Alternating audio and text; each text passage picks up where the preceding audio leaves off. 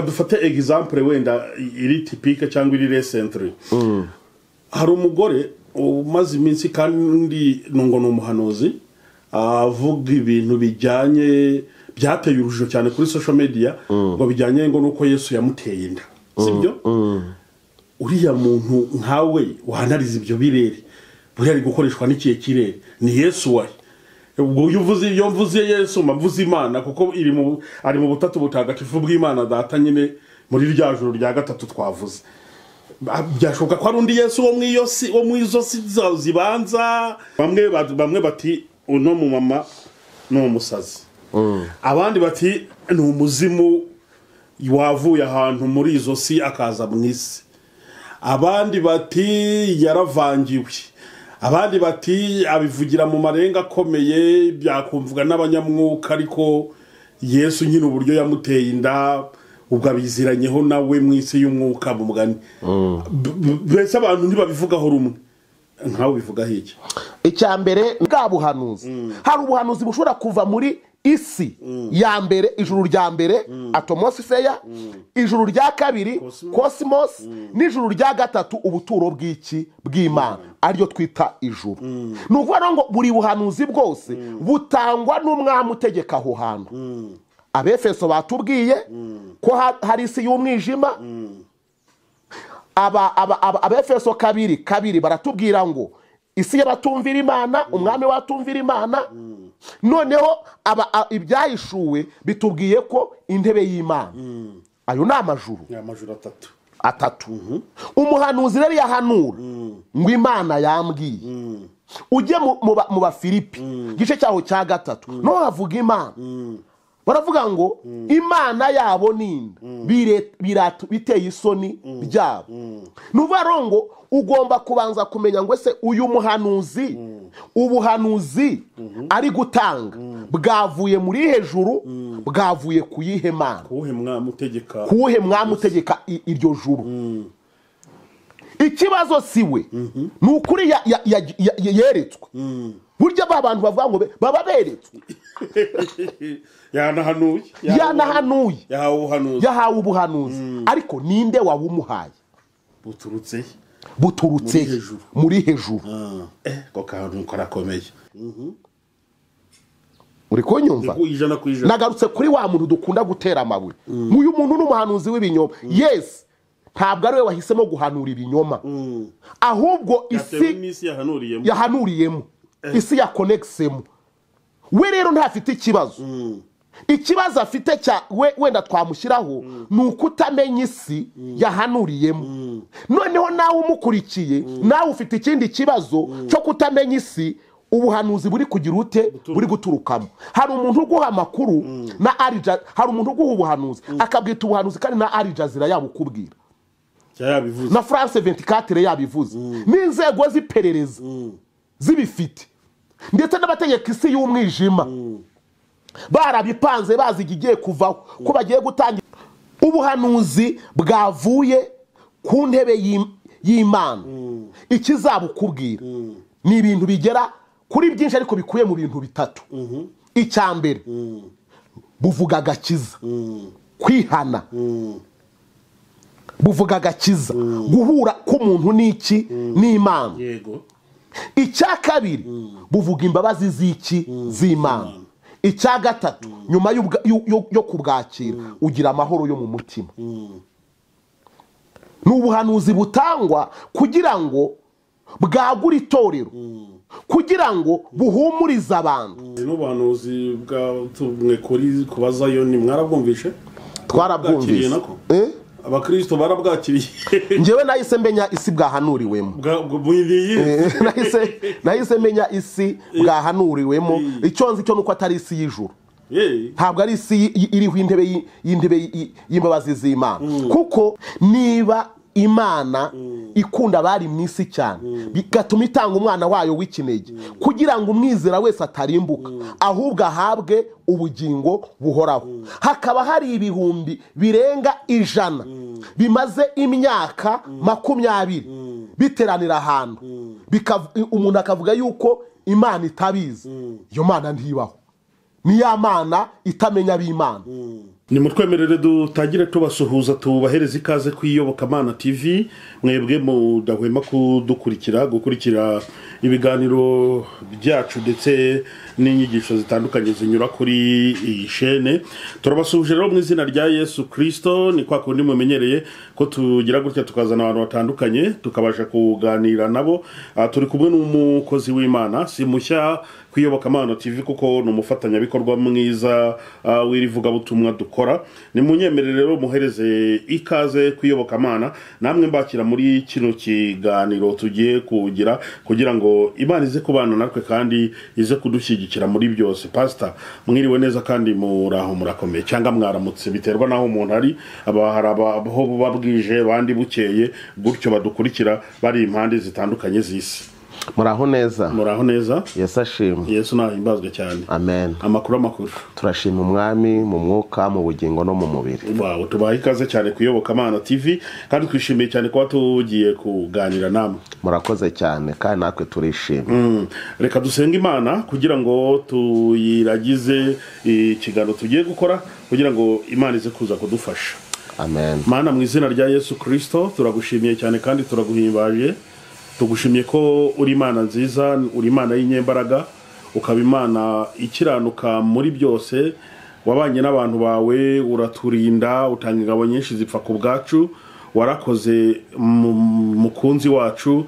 Rero tugiye gukora ikiganiro, ni ikiganiro turi buvugiremo ibintu byinshi bitandukanye birimo impuguro z'abera b'Imana.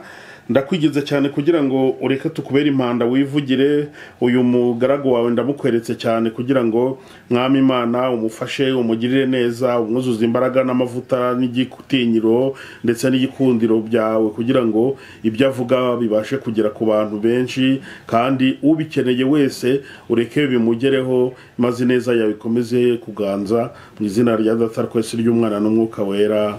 Amen. Yego turi kumwe na Pasteri ni umushumba mu itorero rya Zion Temple muri Paruwase ya Mwurire.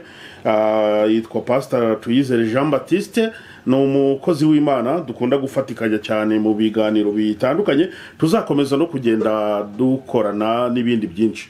Pastor uyu munsi nshaka ko tuza kuganira ku bintu bijyanye na social media ndetse n'ubuhanuzi cyangwa n'ibindi bintu bitandukanye bigenda binyuraho. Iyo turebye ubona kuri social media platform zitandukanye muri iyi minsi ahagenda hanyuraho ibintu bitandukanye bigatera abantu urujijo. Bamwe bati twahanuye ibi, Imana yatubwiye ibi, Imana idutumye ku bayobozi b'amatorero, Imana idutumye ku bayobozi b'igihugu, Imana bimeze gutya na gutya, ngewe ntwita impanga y'inda Yesu yanteye, abandi ibintu byinshi bitandukanye ku buryo iyo urebye uburyo social media zimeze ukareba n'ibintu biri kunyuraho mu by'ukuri wibaza aho tuva ndetse naho tujya. Noneho rero nagutumiye kugira ngo tubashe kuganira wenda turi buze kungukamo ukabantu bashobora gukoresha social media neza umurimo w'Imana, by'abantu bakwiye kwitwararika. Ese ubona iherezo ry'ibiri zabirihe abantu bazakomeza gukorera amakosa kuri izi social media gutya bizagenda gute? Ibintu nk'ibyo ngibyo nibyo tugiye kuganira kugira ngo abadukurikiye baze gusobanukirwa. Murakoze cyane kandi uvuze iri buriro twita introduction irimo ibintu byinshi. Ibyo nyine iryo buriro tugiye kuri developer cyangwa kuryagura kurivugaho ryose twakora ikiganiro cy'iminsi n'iminsi kabisa. Ariko ndagira ngo tubane dukora ibintu bitatu. Icya mbere ni ukubanza kwibwira abantu badukurikiye. Yego. Nitwa Tuyizere Jean Baptiste, ndi umushumba mu itorero rya Zion Temple. Kandi ndubatse, mfite umudamu n'abana 4. Tugiye kuganira rero nkuko n'ubundi dusanzwe tuganira kubaje hano bwa mbere. Ntabwo uyu ari wo munsi wa mbere tuganiriye, dusanzwe tuganira ku ngingo zitandukanye. ariko reka nabibwire uwo ndiwe mu bunararibonye kugira ngo umuntu uza kudukurikirana iki kiganiro gishobora gukurikiranwa n'abanyamwuka bakacyumva mu isi y'umwuka, gishobora gukurikiranwa n'abapolitisiye bakacyumva mu isi ya politike, gishobora gukurikiranwa n'abascientifique bakacyumva mu isi ya science.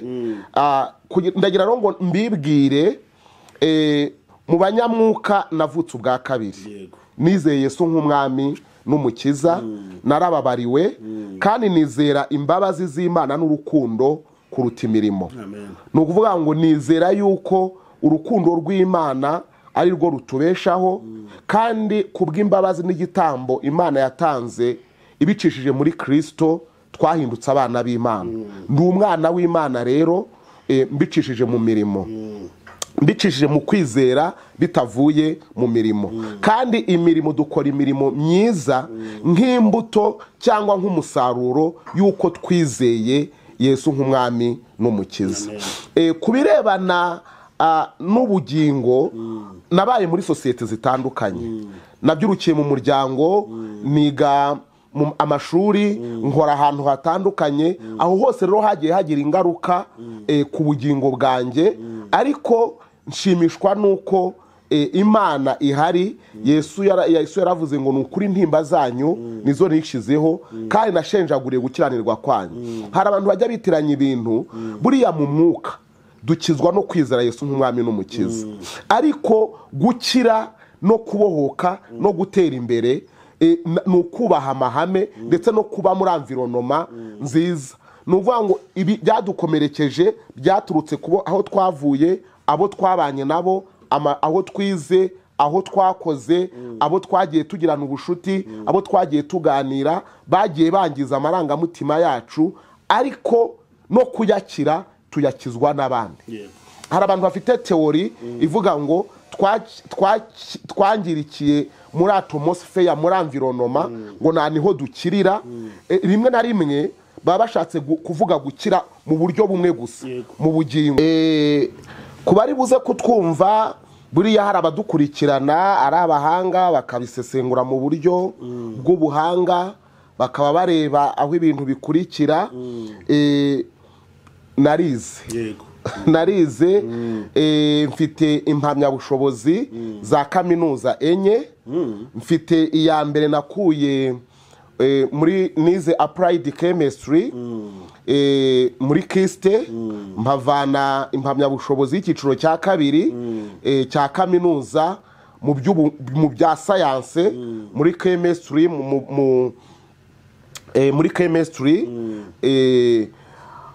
Kandi nkagira indi navanye muri kaminuza ya Kiye, ishuri rikuru ry'inderabarezi rya Kiye.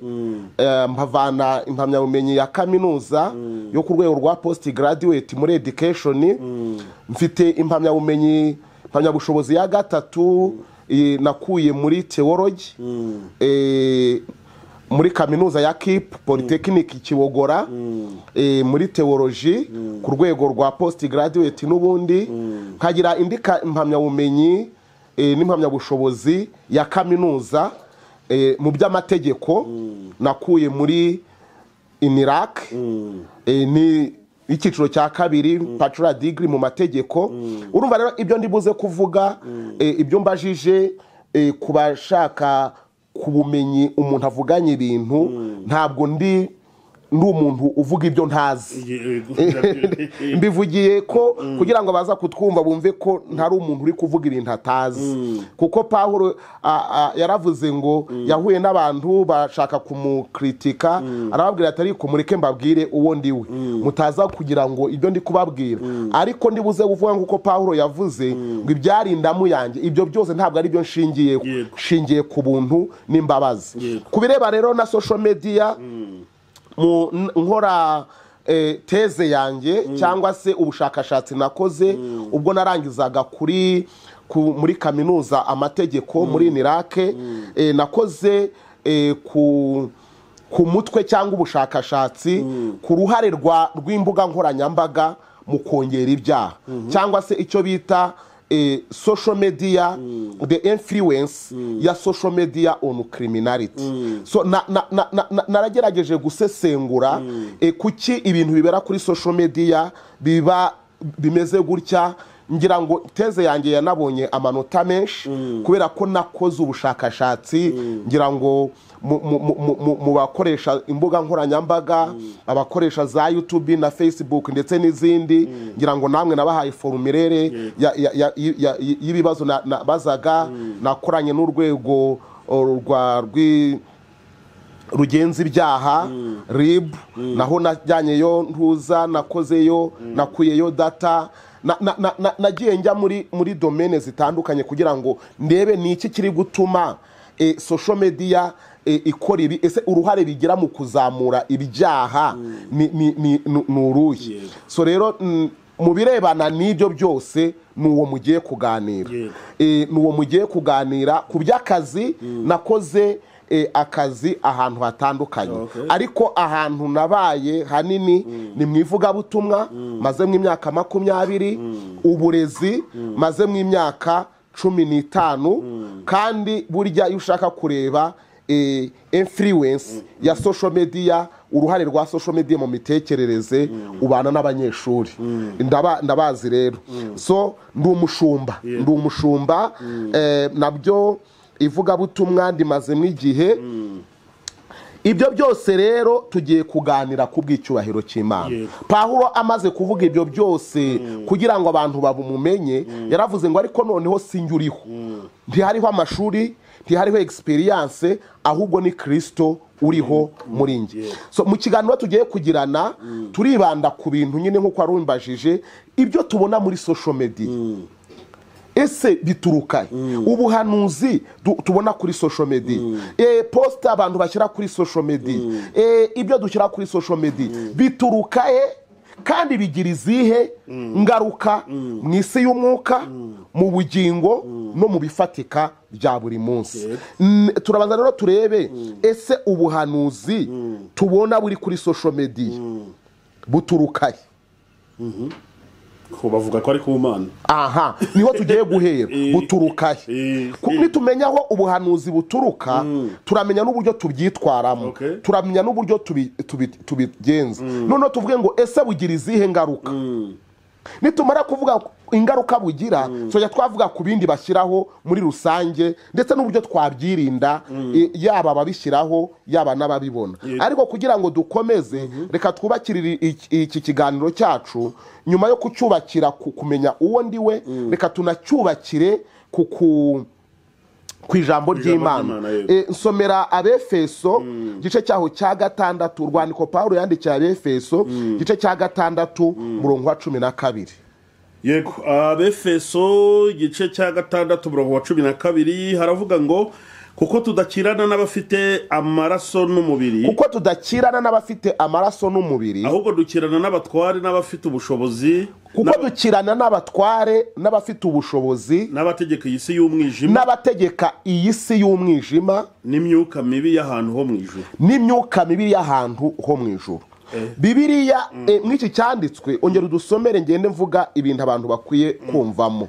Kuko tudakirana n'abafite amaraso n'umubiri. Ntabwo bariya bahanura, ntabwo abashyira biriya kuri social media, ntabwo abakorera kuri izi mbuga nkoranyambaga, abafite social media platforms, ntabwo dukirana n'abafite inyama n'amaraso. Ntabwo ari bariya bafite inyama n'amaraso tureba.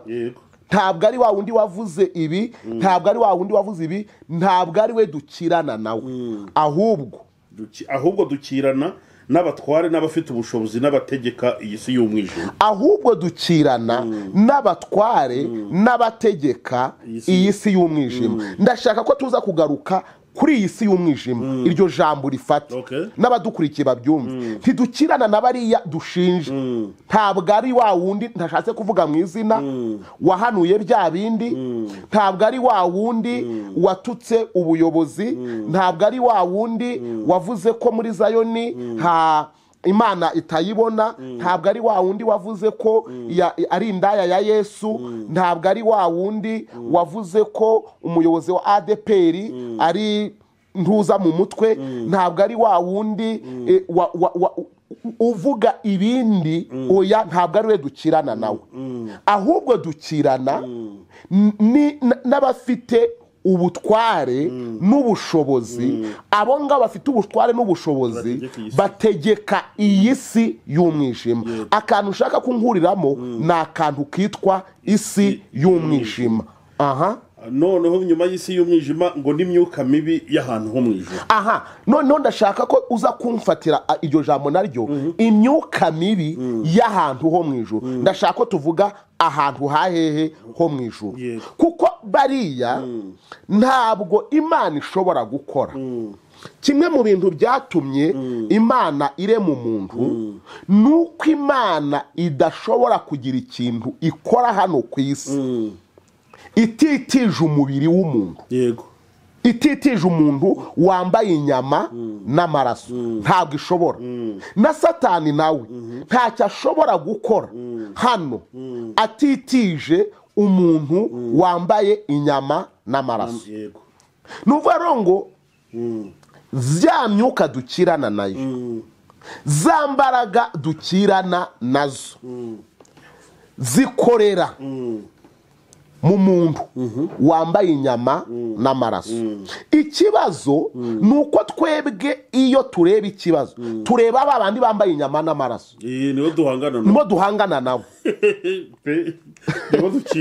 nibo dukirana nabo uriya yavuze ibi uriya yagize gutya ntabwo ari byo uriya tugashaka guhangana kureba wa muntu ariko wa muntu tureba si we niyo mpamvu Stefano we yarenze kureba gukirana n'inyama n'amaraso inyama n'amaraso nizo zamuteye amabuye ariko arenga imbaraga areba inyuma aravuga ngo mana ubababarire ntibazi icyo bakora kubera iki batari bazi icyo bakora na Yesu yarabivuze nuko atakiranaga n'inyama n'amaraso abamuteraga amabuye abamukubitaga bari bambaye inyama n'amaraso ariko sibo bakiranaga nawe ndagira ngo tugaruke kuri ka kantu isi y'umwijima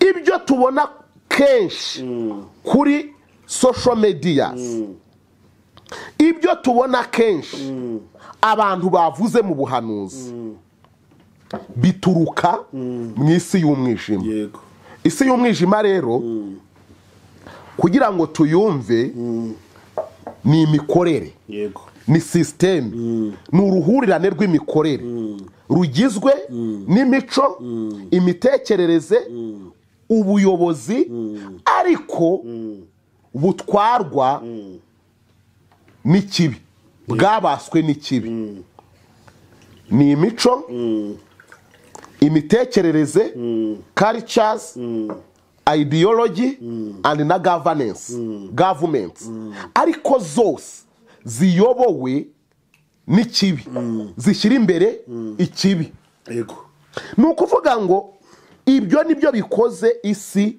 y'umwijima kugira rero ngo iyo sisiteme ibeho cyangwa kugira ngo urwo ruhererekane rw'ibikorwa rubeho ruhuriweho n'imico ruhuriweho n'imitekerereze ruhuriweho n'imiyoborere tubireba mu buryo butatu imiyoborere y'ikibi imitekerereze y'ikibi ishyira imbere ikibi nibo Pawulo yanditse mu Befeso igice cyaho cya 2 umurongo wa 2 ngo nabategeka ikirere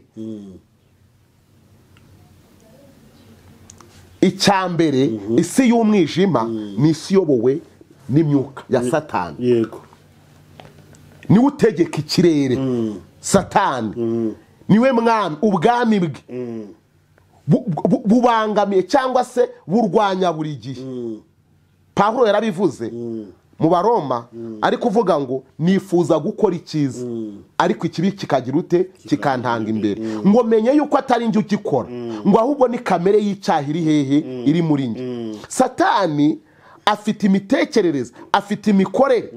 Iyo mikorere ijyana mu kurwanya icyiza, mu kurwanya imikorere myiza, mu kurwanya imico myiza, mu kurwanya karagiteri nziza. Icyo ni icyambere kigaragara mu isi y'umwijima, ni imikorere ya Satani. Nicyo kintu njya nkunda kukubwira, ngira ngo ntabwo dushobora kuganira ngo dutandukane ntakubwiye ngo umwuka ubiri inyuma, spirit behind. Buri gihe ikibi cyose kiba gifite umwuka ukiri inyuma, kiremerwa mu isi y'umwuka, kikagaragara mu isi y'abambaye inyama n'amaraso.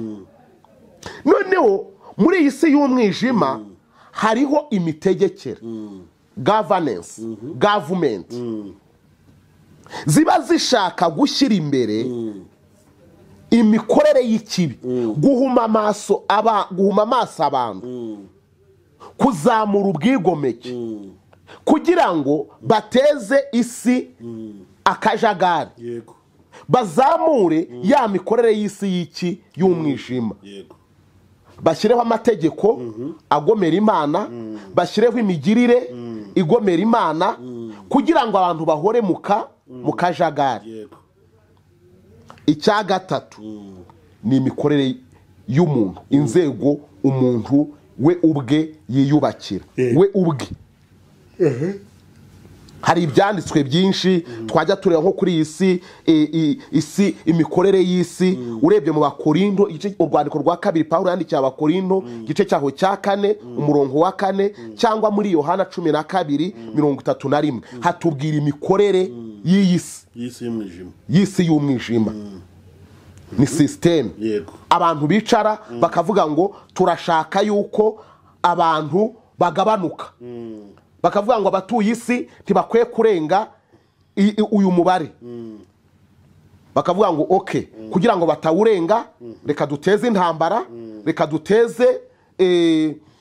duteze inzara, reka dushyireho uburyo bwo kuringaniza, reka dongo baba bafite system.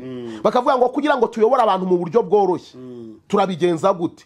Nuko tugundira ubutunzi bukaba mu bantu bake, abandi tukabakenesha. Nuko turi buze gushyiraho ibibarangaza mu gihe tugiye gushyiraho amategeko, tugiye gutora itegeko, tukanashyiraho imikino, entertainment, inteko zishinga amategeko zikaba ziri gushyiraho amategeko azayobora abantu, ariko kugira ngo abantu batamenya ko ayo mategeko ari gushyirwaho, bakanashyiraho n'imikino mu mastade. Ugasanga abantu benshi bagiye kureba Maniyu na Arsenal, kandi hari gushyirwaho itegeko ry'imisoro, hari gushyirwaho itegeko ry'ubutaka, hari gushyirwaho itegeko runaka rizabakanda, mugakanguka itegeko ryagize ute, ryatowe, mwarangajwe n'imikino. Akavuga ati okay, noneho kubera ko ubuzima buri guhenda, kubera ko ubuzima buri guhenda, ubushomeri ari bwinshi, ibiciro byazamutse, intambara ziri hirya no hino, kugira ngo abantu batabitekerezaho cyane, reka tuzamure abahanzi baririmba ibishegu, reka tuzamure uburenganzira. Ugasanga urubyiruko ruri muri social medias, ruri kugira gute, kandi abategeka isi system bari gushyiraho iki, imirongo. Mukazisanga imirongo yagize ute, yagiyeho. Iyo cyo nicyo twita system. Noneho rero hari n'ibishyirwaho, ibishyirwaho n'inzego, umuntu ku cyo giti cyangwa se abandi, icyo twakwita nka influence of human institutions. Aho ngaho rero ni ibyashyizweho. Abantu bicaye baravuga bati ese kugira ngo uyu muntu tumukinagaze turabigenza gute? Reka dushyireho itegeko ryo guhayagiza umwami. Daniel bashaka kumwica, bashyizeho itegeko ryo kuvuga ngo ntagire undi Imana izagira ute, izasengwa. Bashaka kwerimina Meshaki Shadaraka na Abedenego, baremye iki, igishushanyo. Amategeko abantu bashyiraho, uzasanga kugira ngo isi y'umwijima ikore, hari amategeko bashyiraho. Uru ruhurirane rwa Satani rw'imyuka mibi n'uruhurirane rwa sisiteme cyangwa uburyo bwashyizweho bwo kuyobora n'uruhurirane rw'imikorere y'umuntu nibyo Bibiliya yise isi y'umwijima abategeka isi y'umwijima. Ni ukuvuga ngo rero tujye kuri rya jambo rya kabiri. Ijambo rya kabiri twabonyemo ni imyuka ikorera ahantu ho mu kirere,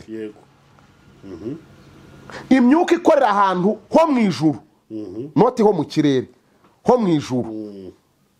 Ahangaha nabwo nitumenya ijuru ahangaha bavuze, nusoma muri Bibiliya y'izindi ndimi ni amajuru.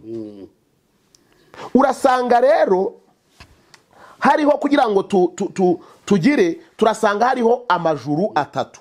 Bibiliya itubwira amajuru atatu. Aya majuru atatu anakoreramo imyuka. Aya majuru atatu aturukamo bwa buhanuzi twumva. Kugira ngo twumve ubuhanuzi bwatambutse kuri social media, mbere yuko tubukritika, mbere yuko dutera abantu amabuye, ni ukubanza ukamenya ko wa wundi wahanuye, wa wundi washyize amafoto kuri social media, wa wundi ntiyambaye inyama n'amaraso.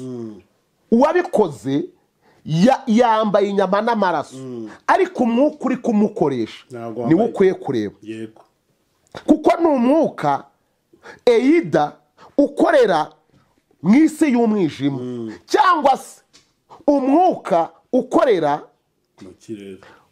mu myuka yo mu ijuru, y'ahantu ho mu ijuru.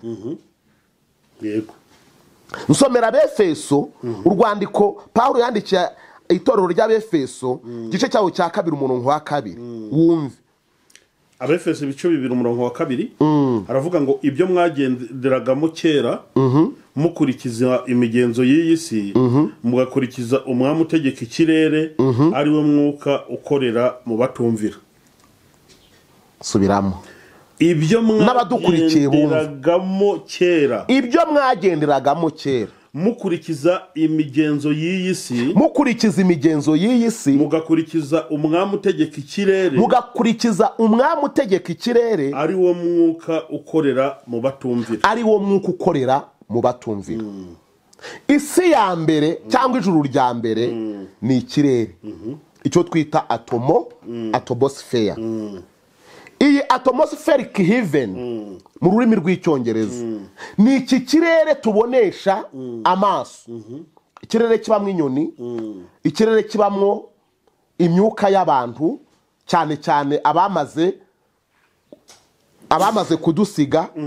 Ikirere gikoreramo technology, ikirere gikoreramo iki kirere tubona gishobora kugaragara, kigenderamo indege, kigenderamo abize geography bazi icyo twita atmospheric heaven. Iki kirere cya mbere kibamwe ibigaragara n'amaso, kikabamo n'ibitagaragara n'amaso. Nk'ubu wakubaza ngo connection ya Airtel ukoresha icaye mu kirere, aha connection ya Mango dukoresha kuri internet icaye. Nuvuga ngo iki kirere harimo ibigaragara n'amaso, harimo n'ibitagaragara n'amaso. Ibitagaragara n'amaso rero biri mu buryo bubiri. Hari ibitagaragara n'amaso bya technology, by'ikoranabuhanga, hari n'ibitagaragara n'amaso by'imyuka mibi, ari byo Pawulo yavuze ngo bumvira umwami utegeka ikirere, ari wo mwami ukorera mu batagize ute, mu batumvira. Iyo usomye itangirira igice cya mbere umurongo wa 8, hakubwira ibiri muri icyo kirere bishobora kugaragara n'amaso, ariko hari n'ibindi bitagaragara. Ibyo rero bitagaragara nibyo nashaka kugarukaho, ni ibikoreshwa by'ikoranabuhanga technology, bya science, atoms n'utundi tuntu, ariko hari n'imyuka mibi ya wa mwami Pawulo yagize ute, yanditse, ukorera mu batumvira. Uwo mwami rero ukorera mu batumvira, iryo ni ijuru rya mbere. Ijuru rya kabiri ni ijuru twita cosmos, rim. cosmos ni ijuru ry'imyuka noneho nta kigaragara nta gifatika gishobora kuba mu iryo juru ntacyo nta gifatika gishobora kuba mu iryo juru muri cosmos nta gifatika kihaba ni isi y'imyuka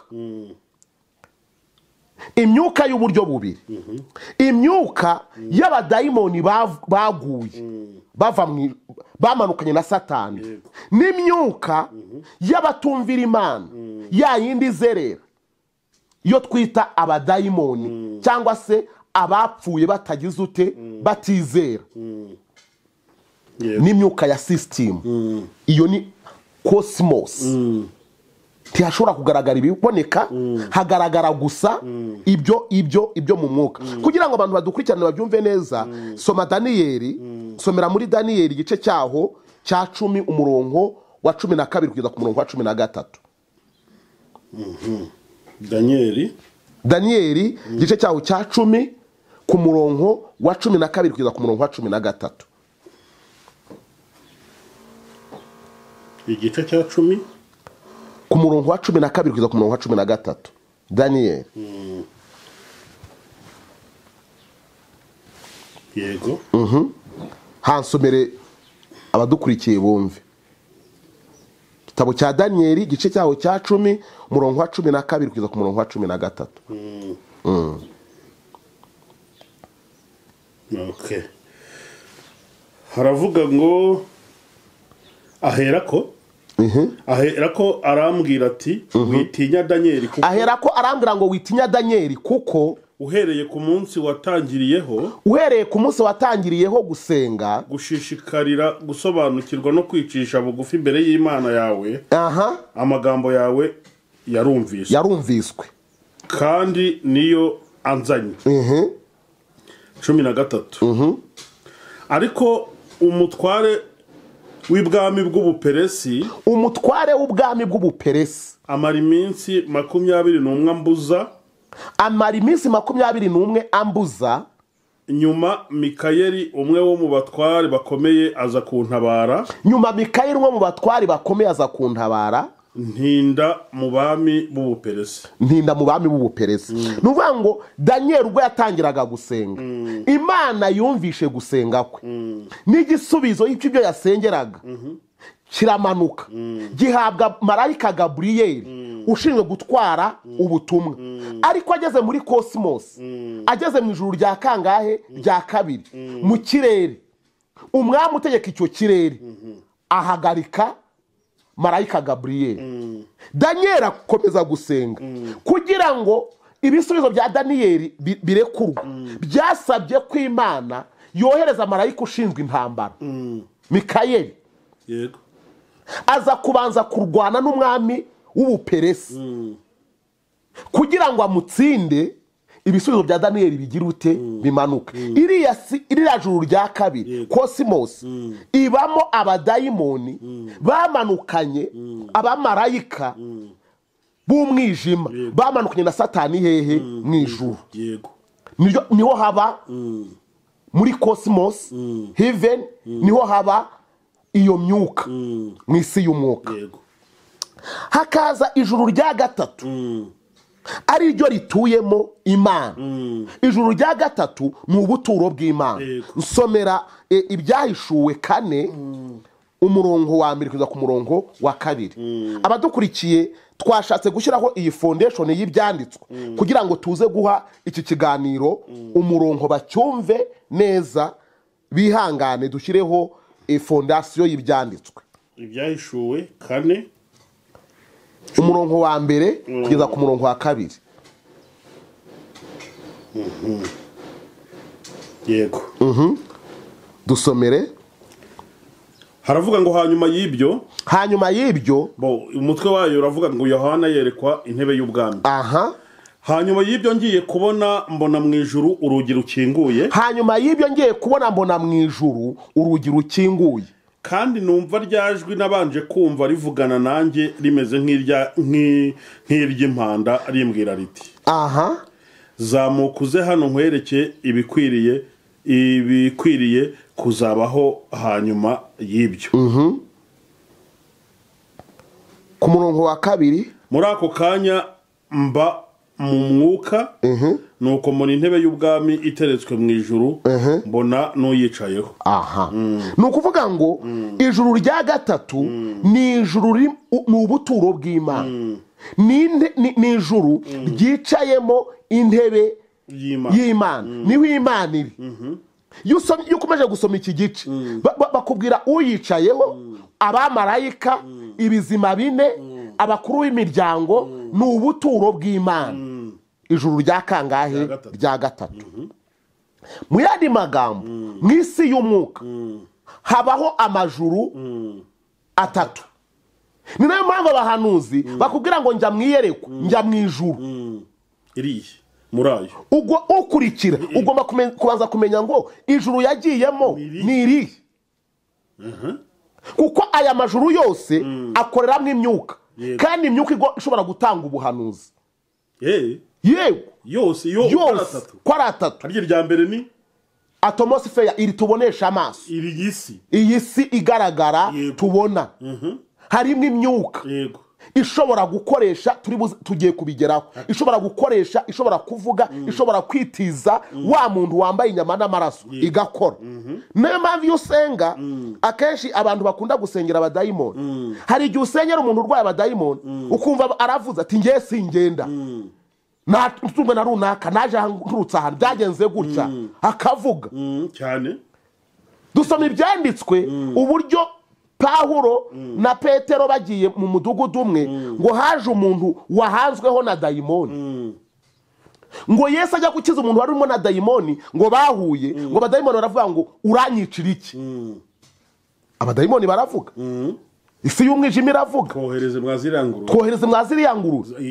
aho ni kuri atmosphere, aho ni kuri atmosphere, ni ku isi, twohereze. ni ukuvuga ngo icyo nashaka kuvuga kuri bwa buhanuzi, hari ubuhanuzi bushobora kuva muri isi ya mbere, ijuru rya mbere atmosphere, ijuru rya kabiri cosmos, n'ijuru rya gatatu ubuturo bw'Imana, ariryo twita ijuru. ni ukuvuga ngo buri buhanuzi bwose butangwa n'umwami utegeka aho hantu. Abefeso batubwiye ko hari isi y'umwijima. Abefeso kabiri baratubwira ngo isi y'abatumvira Imana, umwami watumvira Imana. noneho ibyahishuwe bitubwiye ko intebe y'Imana, ayo ni amajuru atatu. umuhanuzi rero yahanura ngo Imana yambwiye. ujye mu Bafilipi igice cyaho cya gatatu, no havuga Imana, baravuga ngo Imana yabo ninde, biteye isoni byabo. nuvuga ngo ugomba kubanza kumenya ngo ese uyu muhanuzi, ubuhanuzi ari gutanga bwavuye muri hejuru, bwavuye ku yihe Mana, kuwuhe mwami utegeka iryo juru. ikibazo siwe, ni ukuri yeretswe. burya ba bantu bavuga ngo baba beretswe, yanahanuye, yahawe ubuhanuzi, ariko ninde wabumuhaye? buturutse muri hejuru. ko kantu karakomeye. none Pawulo aravuga ngo imyuka ikorera ahantu ho mu ijuru. tumaze kubona amajuru, none reka turebe imyuka ihakorera n'ubuhanuzi buhaturuka, kugira ngo tubyumve. imyuka ikorera muri ya majuru, reka twumve umwuka ukorera mu ijuru rya mbere. Bibiliya iratubwira ngo ni umwuka w'abadayimoni. umwuka ukorera muri ryasi, muri rya juru, ni umwuka w'abadayimoni. ni umwuka uteza ibigeragezo, ni umwuka uteza gucanganyukirwa, urimo urujijo, ni umwuka uteza kwiheba, ni umwuka w'abadayimoni. noneho ubuhanuzi buturuka aho rero, ikizabukubwira ni iki? ubuhanuzi buturuka mu isi ya mbere buturuka mu makuru. yego. buri gihe ikizakubwira ko umuntu ari guhanurira muri iyi si, mu ijuru rya mbere, ubuhanuzi bwaturutse mu ijuru rya mbere, ahanura current news, update news, ibyo yumvishe cyangwa ibyo dongo ibiriho bivugwa. yego. turi kumvikana niyo mpamvu dukunda kubona buri situation haguruka abahanuzi aha ibiriho bivugwa bisirikiratinga mu ikoranabuhanga bisirikiratinga mu isi y'umwijima bizenguruka muri ya systeme iyoboye isi bavuga amakuru ubuhanuzi buturuka mu ijuru rya mbere buvuga amakuru y'ibiriho yego niba ari intambara buvuga intambara niba ari inzara buvuga inzara niba ari ibyorezo imvura ya mbere iragwa bagahita bavuga ati hagiye kugwa indi noneho izica abantu n'imisozi ikayiterura ikayijyana kubera haguye inyinshi ni ukuvuga ngo iyo yumvise amakuru iyo agiye mu iyerekwa avuga amakuru y'intambara kubera ko niyo televiziyo niyo imyuka itegeka isi karenti zihari mu myuka itegeka isi ni intambara niyo mpamvu bajya guhanura bahanurira muri iyo si bahanurira muri iyo si icya kabiri kiranga abahanuriye muri iyi si bahanura amakuru ahagarika imitima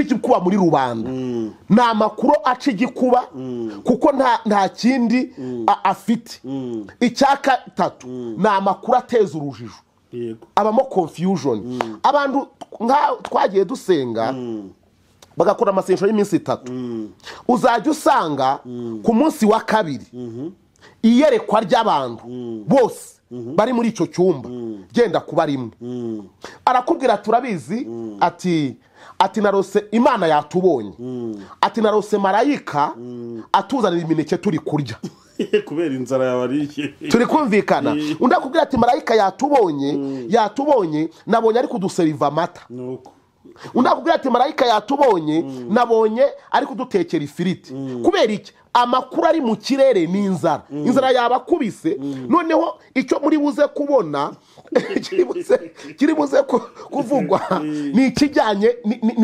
n'igihari niyo mpamvu mu materaniro iyo duteranye tukabanza tukavuga ibyifuzo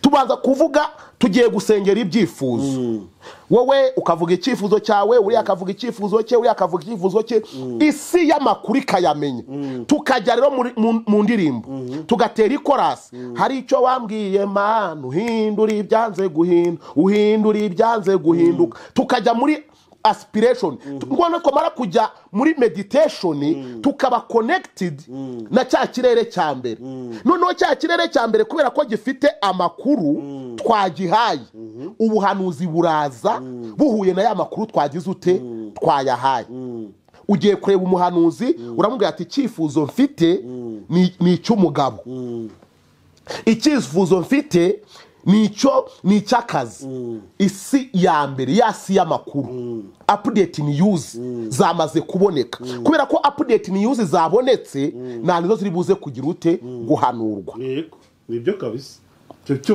ubwo buhanuzi rero uyu muhanuzi wabihanuye nta kibazo afite turi kumvikana nta kibazo afite nk'uwambaye inyama n'iki n'amaraso ahubwo nta nubwo rwose yabeshye ntabwo yatubeshye ntabwo yabeshye abantu ahubwo yavuze iby'isi yabayeho connect uri kunyumva nagarutse kuri wa muntu dukunda gutera amabuye uyu muntu n'umuhanuzi w'ibinyoma yes ntabwo ari we wahisemo guhanura ibinyoma ahubwo isi yahanuriyemo isi ya connectsemo we rero ntafite ikibazo afite wenda twamushyiraho ni uko utamenya isi yahanuriyemo noneho nawe umukurikiye nawe ufite ikindi kibazo cyo kutamenya isi ubuhanuzi buri kugira ute buri guturukamo hari umuntu uguha amakuru na hari umuntu uguha ubuhanuzi akabwita ubuhanuzi kandi na Arijazira yabukubwira na France 24 yabivuze n'inzego z'iperereza zibifite ndetse n'abategeka isi y'umwijima barabipanze bazi igiye kuvaho ko bagiye gutangira intambara ya Isiraheli ko intambara ya Isiraheli na Palestina izakurikirwa n'iya Ukraine n'Uburusiya, ya Ukraine n'Uburusiya ikavaho hajyaho iya M23 na leta ya Kongo, bikavaho hajyaho iya Ethiopia na Tigre, ikavaho hajyaho imyigaragambyo muri Tanzania. Isi y'umwijima ya system irayifite, ifite n'abahanuzi bazahanurira kugira ngo abantu babe confused. Niyo mpamvu Pawulo yavuze ngo mwambara intwaro zose z'iki z'Imana. Ndabisorezaho nukuvuga ngo isi ya kabiri ikorerwamo n'imyuka mibi, ariko itari indi bonga hano, ahubwo yo yamanukanye na Satani hehe mwijuru. Iyi myuka mibi rero irakaze kuko nta kintu kibaho ku isi itakiza atari yo yagiteje, kuko niyo igiteza. Ibyo tubona ni iyi myuka ibiteza. Ifite imbaraga zo guteza indwara, ifite imbaraga zo guteza amacakubiri, ifite imbaraga zo guteza intambara, ifite imbaraga zo guteza donc ifite imbaraga kuko iyi myuka yambuwe umucyo, ariko iracyafite ubushobozi. Ndabyumva. Nuvuga ngo Satani icyo yambuwe ajya kuva mu ijuru, yambuwe umucyo, ariko imbaraga z'ikiremwa cy'umwuka iracyagifite. Nibyo, yambuwe umwuka wo gutanga ibyiza, wo gutanga ihumure, ariko aracyafite imbaraga zateza ikintu icyo ari cyo cyose. Intambara zose rero zibaho, ikibi cyose kibaho. Iyo usomye muri Yohana igice cyawe cya 10 umurongo wa 10, Yohana igice cyawe cya 10 nk'uko twari twavuze, yazanywe no kwica, kwiba no kurimbura. Nuvuga ngo igikorwa cyose kijyanye no kwica, kikajyana no kwiba, kikajyana no kurimbura, kiba cyateguriwe mu isi, muri cosmos, muri cosmos, muri riyasi Satani atuyemo. Ni ijuru rya kangahe? Rya kabiri. Kuba umuhanuzi, kuba umuntu yavuze ko intambara izaba mu myaka 3, kandi muri iyo myaka ikaba, ntibivuze ko iyo ntambara ari Imana yamubwiye ubwo buhanuzi. Hoya, kuko iyo ntambara itegurirwa mu isi ya Satani. Iyo ntambara itegurwa n'isi y'umwijima ya system. Intambara abanyamerika bazateza mu myaka 20, ubu dokima bari kuzikora. Uwasomye iyo dokima ashobora kubivuga ngo wabibwiwe n'Imana. Turekumvikana. Satani ni urema abarozi, ntiyayoberwa rero igihe bazakurogera. Kuba yakubwiye ko hari umuntu wakuroze mu mugongo hakaboneka inkovu, iyo nkovu niyo wayiguteye, ntiyayoberwa hwiri. Kuba bakwibye ntabwo Satani yayoberwa ko yakwibye, kuko niwe mwami w'abajura. Kuba ubuhanuzi rero bwahanuye ko abantu bazakwiba, bwacyo ukibwa, bivuze ko ubwo buhanuzi bwavuye ku Mana. Ubwo ikibazo tuza gusigarana turibaza ngo ariko naba nkuvangiye nanjye guhita mbaza ngo ni iki kizajya kibwira abantu, najya turakigeraho. Kuko uvuye ku Mana. Impamvu nabwiye abantu amashuri nize ni ukugira ngo ubu nakoreye muri domaine y'uburezi. Uyu munsi ntabwo nakoze nk'umuscientifique cyangwa nakoreye muri domaine y'uburezi. Nuvuga ngo nateguye isomo, ndi kuritanga kugira ngo abadukurikiye batwumve, ndi gukora nka mwarimu, nawe uze kumbaza hanyuma. Nuvuga ngo iyi si ya kabiri, iri juru rya kabiri, niryo Satani atuyemo. Kugira ngo abantu baryumve neza, somera Abaroma igice cya 8 uhera ku murongo wa 35 ugeze ku murongo wa 39. Yego, ninde wadutandukanya? Ninde wadutandukanya n'urukundo rwa Kristo? Mbese ni amakuba, cyangwa ni ibyago, cyangwa ni ukurenganywa, cyangwa ni inzara, cyangwa ni ukwambara ubusa, cyangwa ni ukuba mu kaga, cyangwa ni inkota. 3:6 nk'uko byanditswe ngo turicwa umunsi ukira bakuduhora, twahanijwe n'intama z'imbagwa. Oya, ahubwo muri byose turushirizwaho kunesha n'uwadukunze kuko menye neza yuko naho gweraho kuko menye neza yuko naho rwaba urupfu niyo rwaba urupfu cyangwa ubugingo cyangwa abamarayika aka kantu gasurinye cyangwa abamarayika cyangwa abategeka cyangwa ibiriho cyangwa ibizaza cyangwa abafite ubushobozi cyangwa uburebure bw'igihagararo cyangwa uburebure bw'ikijyepfo cyangwa ikindi cyaremwe cyose bitazabasha kudutandukanya n'urukundo rw'Imana ruri muri Kristo Yesu rutazabasha kudutandukanya n'urukundo rw'Imana ruri muri Kristo Yesu umwami wacu icyo nshaka kugarukaho ni bitatu bavuzeho ngaho cyangwa abamarayika ni iki cyadutandukanya n'urukundo rwa Kristo menye neza yuko nta cyadutandukanya n'abamarayika n'urukundo rw'Imana kabone nubwo baba abamarayika ahangaha bavuga ntabwo ari abamarayika ari holy angels ahubwo aba ni satanic angels angelic n'isi y'abamarayika baguye bakuweho ubwiza bw'Imana ahubwo basigaye bakorera mu isi y'iki y'umwijima iteza ibyago iteza amakuba ahangaha rero muri iyi si ya kabiri haba hierarchie demonique hierarchie satanique niho hategurirwa ikintu cyose kibi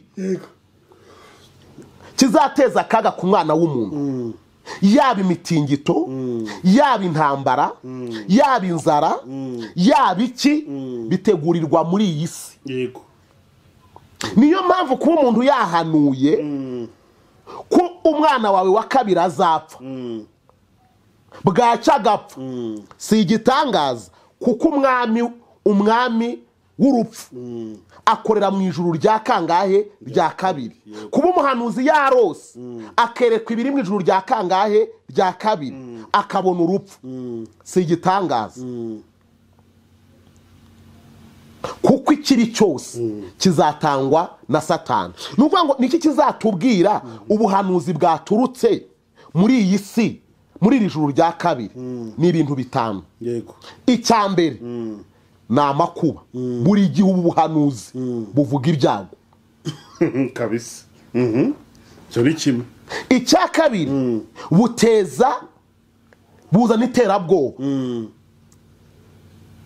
uri kunyumva buzana iterabwoba bukubwira ko nta kizabukuraho yego icya gatatu ubuhanuye ubona afite confidence kandi ashimishijwe nuko ibyo ari guhanura bizaba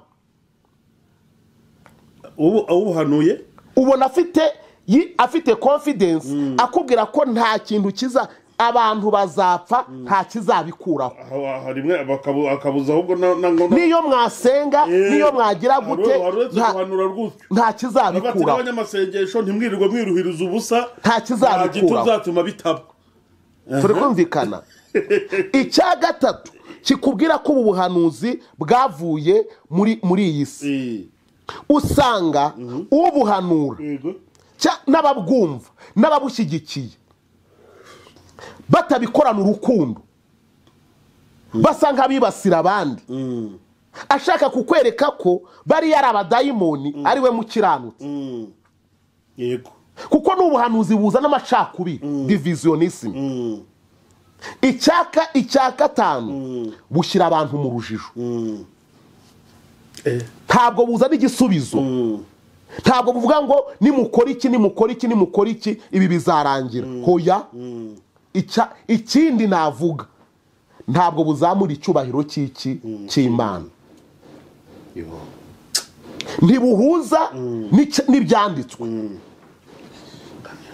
ngicyo ikintu kizakubwira ubu buhanuzi bwavuye muri iyi si ya kangahe ya gatatu ya kabiri ni isi irimo ibinyabubasha ni isi irimo ibinyabushobozi ni isi irimo uruhurirane cyangwa se uruhererekane cyangwa imbaraga z'abadayimoni bambuwe ububasha bw'umucyo bavanywe bamanukanye na Satani. Abangaba rero nibo bakorera muri bya bihe byose. Nuvuga ngo iyi si ya kabiri ikorerwamo n'imbaraga zidasanzwe zabaye mu ijuru. Icyo zitandukaniyeho nuko zambuwe umucyo, zambuwe urukundo, zambuwe imbabazi, zambuwe kwicisha bugufi, zambuwe ubuntu. Niyo mpamvu ubuhanuzi bwaturutse muri iyi si burangwa n'ibyo maze kukubwira. Ijuru rya gatatu ni ahatuye intebe y'Imana, ni ahatuye Imana. Ni ukuvuga ngo ubuhanuzi buhaturuka ni ubuhanuzi buturuka ku mwuka wera, buzanwa n'abamarayika bera. Ni ubuhanuzi buhimbaza, baba mu buzima buhimbaza Yesu, buhimbaza Imana. Ni ukuvuga ngo iyerekwa riturutse ahangaha, ubuhanuzi buturutse ahangaha buza buvuga ibyiza, ibyo nibwira kubagirira ni ibyiza, ntabwo ari ibibi, kugira ngo mbareme mu mutima w'ibizaba hanyuma. Ni ubuhanuzi buvuga imbabazi z'Imana n'urukundo rw'Imana. Ni ubuhanuzi buvuga ibizakubaho ejo ariko biciye muri Kristo, bidaciye mu mirimo, biciye hehe? Muri Kristo. Pawulo yaravuze ngo Imana data wa twese yo mu ijuru ishimwe yo na se, kuko yaduhereye imigisha yose yo mu gakiza k'Imana muri Kristo Yesu. Turi kumvikana? Nuvuga ngo ubuhanuzi buturutse ku ntebe y'imbabazi z'Imana buvuga intambara, ariko bukavuga n'icyakorwa kugira ngo iyo ntambara ntigire ute? Ntibe. Niyo mpamvu Yesu, niyo mpamvu mu ngoma havuga ngo ingoma za kabiri, ndumva ari igice cyawo cya kabiri umurongo wa 7, haravuga ngo ariko igihugu nigiterwa n'intambara, amapfa, ibyago n'ibyorezo byaturutse muri yasi ya kangahe? Ya kabiri. Ngo abantu bitiriwe izina ryanjye bagapfukama, bagasenga, bakumva, bakareka ingeso zabo mbi, nzabumva ndi mu ijuru, manuke mbakirize igihugu. Ubuhanuzi bwavuye ku ntebe y'Imana. Ikizabukubwira ni ibintu bigera kuri byinshi, ariko bikuye mu bintu bitatu. Icya mbere buvuga agakiza, kwihana, buvuga agakiza, guhura k'umuntu n'iki? N'Imana. Icya kabiri buvuga imbabazi z'iki? Z'Imana. Icya gatatu, nyuma yo kubwakira ugira amahoro yo mu mutima. Ni ubuhanuzi butangwa kugira ngo bwagure itorero, kugira ngo buhumurize abantu, kugira ngo bushishikarize abantu kwihana. Ntibuvuga amakuru, hoya, ntabwo buvuga ibyago n'intambara n'iterabwoba. Buvuga urukundo rw'Imana, ruvuga agakiza, buvuga kwihana. Muri byose ubuhanura, uwabucishijwemo aba afite imbuto. Yesu yaravuze ngo muzabamenyera ku mbuto zabo. Ngubwo ubuhanuzi, ngubwo isi y'umwijima dukorera, isi y'umwijima ikorerwamo n'imyuka ikorera ahantu ho mu ijuru. Ngira ngo nyivuzeho, navuze isi y'umwijima, mvuga abayitwara, mvuga imyuka, amajuru n'imyuka ibukoreramo. Kuri social media rero bano batambutse ubuhanuzi, twebwe tubukurikira, tugomba kumenya ngo ubu buhanuzi buturutse mu ihese. Isi ya mbere, ijuru rya mbere, ijuru rya kabiri, ijuru rya gatatu. Kuko uzabukubwira wese azakubwira ngo nagiye mu iyerekwa mbona ijuru. Turi kumvikana? Icya kabiri azakubwira ngo mvugana n'Imana. Iyi buri juru rifite Imana iritwara. ijuru rya gatatu rikoreramo n'Imana isumba byose, Imana rurema, ise wa Yesu Kristo. Niyo mpamvu ubuhanuzi buturukamo buvuga agakiza, bukavuga urukundo, bukavuga imbabazi. Yohana 10 Yesu aravuga ngo ariko njyeweho nazanywe no kugira ngo intama zibone ubugingo, ndetse uzibone ubugingo bwinshi.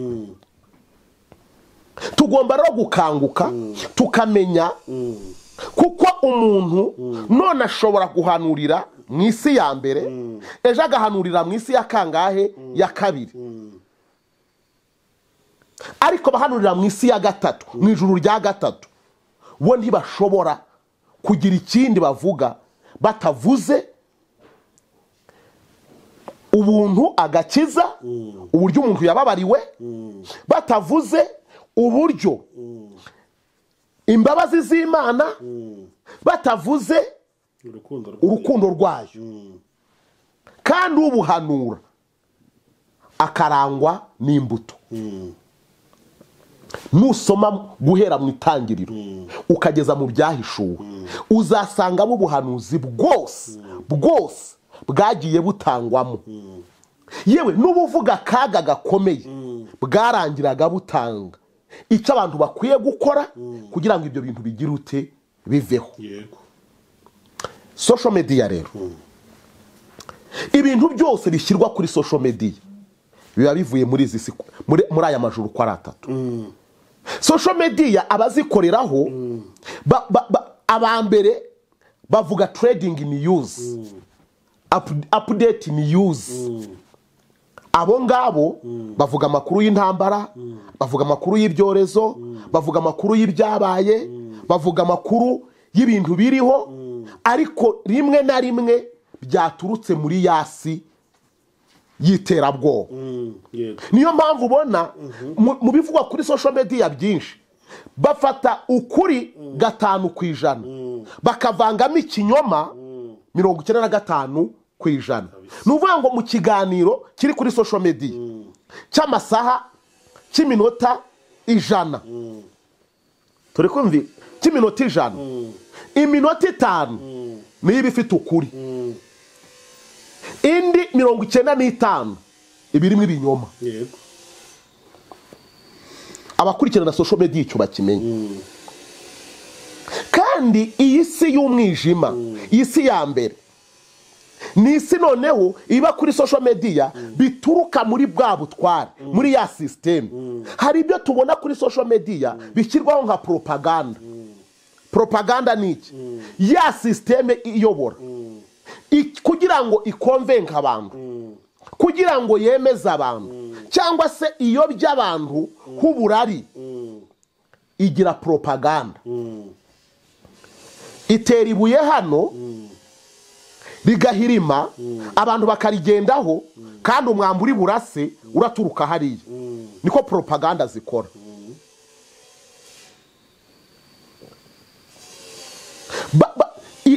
Social media habaho propaganda.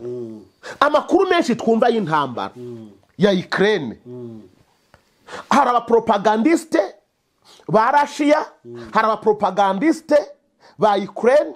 Abapropagandiste ba Ukraine bazakubwira uburyo abasirikari ba Russia bashiriye hehe ku rugamba. Abapropagandiste ba Russia bakubwira uburyo ibisasu bya Russia byamaze abantu. Bakubwira uburyo Ukraine igiye gufatwa mu minota, bakubwira uburyo Zelensky yasaze. Ubundi abandi abapropagandiste ba Ukraine bazane nguko. Kubera iki? Ni system. Kuri social media haba propaganda. Iyo uyitinzeho urayoba. Kuri social media kandi haba intuza ya amakuru ya myuka ya influence ya human institution. Umuhanzi agiye gusohora indirimbo kugira ngo, kuko atwarwa n'isi y'umwijima, kugira ngo ya ndirimbo ibone abantu bagira ute, bayibona, aje ari kurya umutima w'imbwa. Ati runaka yari umutima w'iki? Inyama z'imbwa. kuko nibavuga yuko imbwa yamuriye iyo si inkuru kuba imbwa yariye umuntu si inkuru ahubwo inkuru nuko umuntu yariye iki imbwa araza rero yariye imbwa bavuga ati yabaza imbwa bamuzanira uruhu rw'imbwa bamuzanira bamwambitse bagiye muri artificial intelligence bakora ifoto ye yambaye imbwa atwaye n'izindi nyama zindi zati runaka Joel bamufashe yabaza imbwa ari gucuruza inyama z'imbwa hehe muri quartier ifoto bayihererekanye abantu bibaza uko Joel yariye imbwa kabiri asohora iki indirimbo muri tayito bavugaga ko Joel wa muhanzi yariye imbwa noneho muri tayito y'indirimbo bazavuga ngo wa muhanzi barutse gufata yariye imbwa yasohoye indirimbo ariko yamamaje deje ko iyo nkuru yageze kuri yes warebye imbwa wamurebye ari kurya imbwa arareba niki n'indirimbo wari uri kurya imbwa uri kunyumva iyo rero ni ya makuru ari kuri social media yaturutse muri ya influence y'isi y'umwijima ariko ikorera mu batumvira Imana abo nabwo tukwiye kumenya ayo makuru abantu bakayamenya ugasanga umuntu yagiye hariya ari gusambana Satani we afite target yo kwamamaza umwuka wo gusambana ariko wowe ufite target we wambaye inyama n'amaraso ufite target ya famous ukajya hariya ukifata amashusho uri gusambana ukayashyira ku karubanda amashusho y'abagasirikirating abana bayabonye bariga ubusambanyi ni ku isi y'umwijima ishaka noneho barangiza wowe ukaba uri gushaka iki ubwamamare nyuma yo gushyira aya mashusho hasi usambana ukabushyize hasi iki indirimbo abo ni abakorera mu isi y'umwijima kandi bakoreshwa n'ubutware bwa Satani kuri social media haba ubuhanuzi bwaturutse muri yasi ya kangahe ya kabiri bushinzwe guteguza abantu mutegure turi kumvikana none umuhanuzi ashobora guhanurira muri imwe muri izo si abyitiranya n'isi y'Imana n'ijuru Imana ituyemo cyane kimwe gituma umuhanuzi yahanurira mu isi ya mbere cyangwa agahanurira mu isi ya kabiri akibwira ko yahanuriye mu isi y'ijuru ry'Imana ni impamvu zigera navuga zigera nko kuri 10 ariko reka mvuge mu 6 iya mbere ni uko wa muntu adafitanye ubusabane n'iki n'Imana afite impano y'ubuhanuzi iyo mpano yarayifite ariko nta sabana n'iki n'Imana nta busabane afitanye n'Imana icya kabiri ntiyiga ijambo ry'Imana ngo amenye ubuhanuzi bwose ko bugomba kuba buri alignment n'ijambo ry'Imana we akaba ashaka kumenyekana akaba ashaka famous icyo ni cya gatatu ashaka kumenyekana ashaka famous ashaka ko abantu bazavuga ko ibyo yahanuye byagize ute byasohoye bikamuri mitinga kubona kugera ku bwiza bw'Imana akagarukiramo hagati icya kane kuba uyu muhanuzi ari umunyantege nke mu gusenga kuko gusenga nibyo bisatura ikirere bikingura ijuru gusenga bikuraho igisika cya mbere gakuraho igisika cya kabiri kuko icyatumye Daniyeli asatura ijuru rya mbere agasatura ijuru rya kabiri Mikayeli akamanuka nuko yakomeje kuba persistence mu gusenga yego kabisa icya gatanu imbuto kuba wa muhanuzi aharanira kwera imbuto nziza icya gatandatu kudategereza isaha y'Imana hari abahanuzi buriya hari umuhanzi dufite nkunda umuhanzi dufite nkunda bita Israel Mbonyi Israel Mbonyi ni umukurikirana uzasanga aririmba asohora indirimbo by season ntabwo ayisohorera ko yabipanze ntabwo yavuga ngo muri uyu mwaka nzasohora indirimbo 5 hoya arayicara agategereza inspiration yaza agasohora indirimbo yose asohoye wumvira spiritual touching noneho akaba hari n'undi ujya muri studio akajya kuri artificial intelligence agakubitamo ukunya ba ba ba agakubitamo ugasanga indirimbo yaririmbye. Uzasanga abahanzi benshi baririmba indirimbo basohora indirimbo nyinshi buri gihe nta message birimo, ariko akaba umuntu usohora indirimbo rimwe mu mwaka, ariko iyo ndirimbo ikaba indirimbo y'ibisekuru, ikaba indirimbo y'ibinyejana kabisa. Ni ukuvuga rero ngo kuba umuhanuzi adategereza isaha y'Imana ngo Imana ivuge kubera ko yashatse kuvuga, ahubwo twebwe tugashaka ko Imana ivuga kubera ko dushaka kuvuga. Cyane cyane abantu bajya mu byumba, uzasanga abantu bagiye mu byumba bashaka ko Imana igira ute ivuga. Si Imana ishaka kuvuga, ahubwo bashaka ko Imana igira ute ivuga. Barayivugisha, bashyiramo umwuka, bagashyiramo ntuza, bagashyiramo bluetooth, bakanapureyinga indirimbo, noneho bagashyira muri bafure. Ugasanga bayivugishije, si Imana yavuze, nibo bagize ute bayivugishije. So ngiki kintu cyakubwira ko umuhanuzi gituma umuhanuzi ashobora guhanurira mu isi ya mbere, mu ijuru rya mbere, ijuru rya kabiri ntahanurire, kandi n'uwahanuriraga mu ijuru rya gatatu ejo ry'Imana none ashobora guhanurira mu ijuru rya kangahe rya kabiri, kubera ko yagize intege nke agasubira hehe, agasubira inyuma. Nuvuga ngo bisaba yuko uhora uri connected mu masengesho, uhora uri connected mu ntuza. None tugiye kuri social media mu buryo bw'amategeko. Ariko mbere yo kujya kuri social media mu buryo bw'amategeko, reka dufate example wenda iri typique cyangwa iri recently. Hari umugore umaze iminsi kandi nungo n'umuhanuzi avuga ibintu bijyanye byateye urujijo cyane kuri social media, ngo bijyanye ngo nuko Yesu yamuteye inda, sibyo? Uriya muntu nkawe wahanariza ibyo birere buri ari gukoreshwa n'ikiye kirere, ni Yesu wahe? Ubwo iyo mvuze Yesu mvuze Imana, kuko ari mu butatu butagatifu bw'Imana data nyine muri rya joro rya gatatu twavuze. Byashoboka ko ari undi Yesu wo mu izo zibanza. Urumva rero nibyo navugaga rero, bamwe bati uno mu mama no umusazi, abandi bati ni umuzimu wavuye ahantu muri izo si akaza mu isi, abandi bati yaravangiwe, abandi bati abivugira mu marenga akomeye byakumvuga n'abanyamwuka, ariko Yesu nyine uburyo yamuteye inda ubwo abiziranyeho nawe mu isi y'umwuka mu mugani. Bese abantu ntibabivugaho rumwe, nkaho bivuga hiki.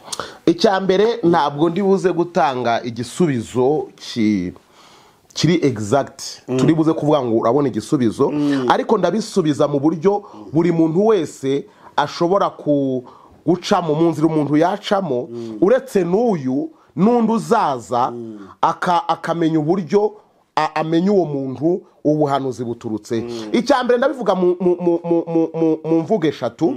Iki gisubizo ndagisubiza mu buryo buri teoloji bwa teoloji. Ubundi muri teoloji hari uburyo buvugwa bw'ibyo twita gusobanura icyanditswe cyangwa ibyahanuwe mu buryo bwa literature. Intuza ya literature sinzi uko nabivuga mu Kinyarwanda, ariko imvugo donc mu buryo bwa literature, mu mvugo, uburyo bw'imivugire, mu buryo bwo kuzimiza cyangwa mu buryo bumashije cyangwa mu buryo bugize. Ubona nk'abahanuzi uzajya usanga nka Ezekiel cyangwa Yeremiya, yo yajyaga guhanura akavuga ngo nuko ngo Imana iravuze ngo muzateka amabyi yanyu mu nkono, ashaka kuvuga akaga kagiye kuzatera Isiraheli, ubundi muzarya ibi cyangwa se ubundi muzagenda gutya. Ugasanga mu by'ukuri usomye ibyo bintu birimo urujijo rukomeye, ariko wagera imbere ugasanga bya bindi yavugaga arabisobanura. Ubundi imvugo zizimiza mu buhanuzi zemerwa kandi zagiye zikoreshwa cyane mu gihe ubuhanuzi bwahanurwaga buvuga ku mwami cyangwa ubuyobozi buriho aho kugira ngo umuhanuzi ataza kugirirwa nabi. Niyo mpamvu Samweli ahura na Dawidi, umwami Dawidi, mbere y'uko mubwira ko yasambanije umugore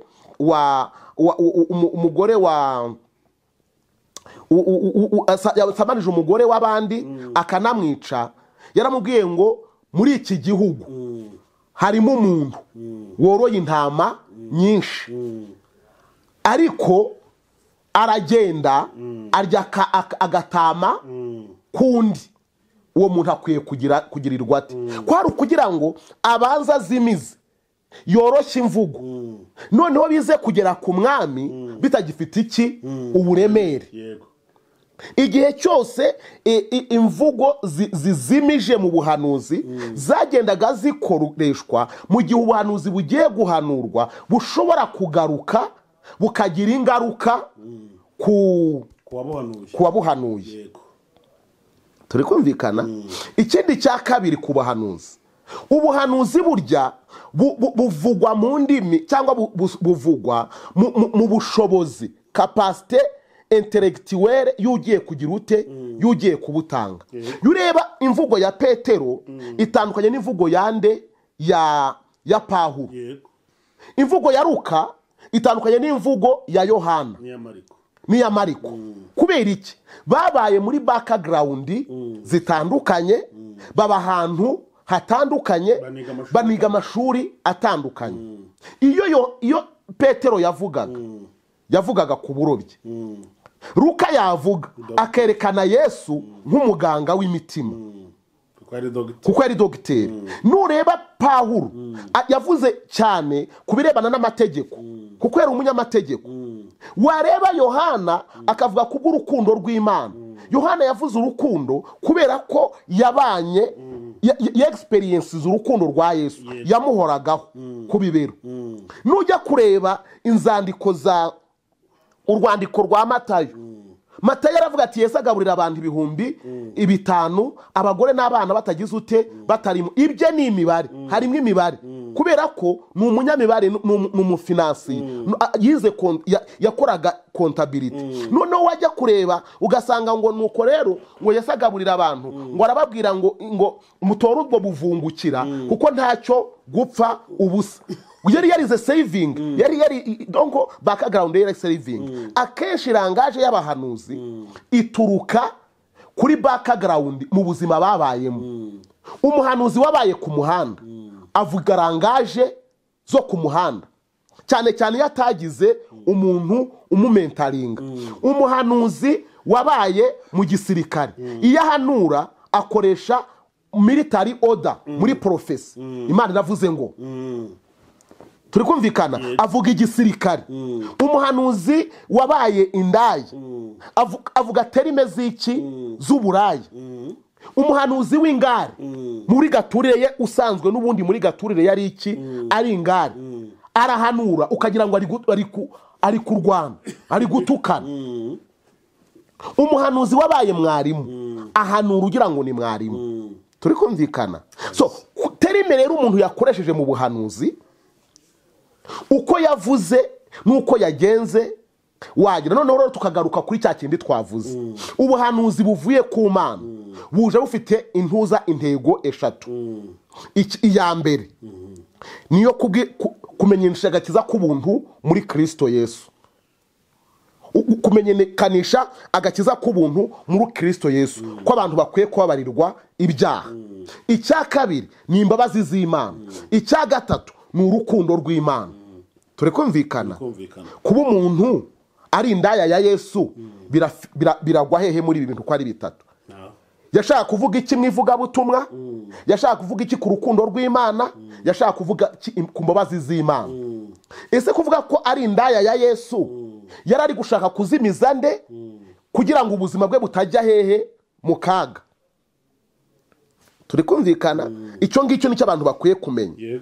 Noneho tugaruke, ese kuba indaya ya Yesu kuki kuki njya guhanura ngahamagara kamera wibuke cya kintu twavuze muri bya bintu bitanu twavuze bitubura gutuma umuntu hanurira mu isi ya kabiri cyangwa iya mbere famous turi kumvikana so rero nkaba mbona bwaba ubwo buhanuzi bwaba n'ubundi buzaza bwaba n'ubundi abantu bumvise ni ukubanza kuvuga ngo ubu buhanuzi buje kuki bwateye impagarara confusion irimo kuba bwateye impagarara ubwabwo butaziteye mu itorero bwaziteye no mu batubaha iki Imana so ntabwo ubuhanuzi bwazanywe n'Imana ari ubuhanuzi buzana imidugararo hari ikintu abantu benshi bajya nkunda kubona bavuga ngo abantu ba kera ngo n'abahanuzi ba kera ngo bararenganye ngo bagize gute nta muhanuzi warenganiye ubuhanuzi yahanuye kubera ko abantu batabwumvise abahanuzi bose bahanuraga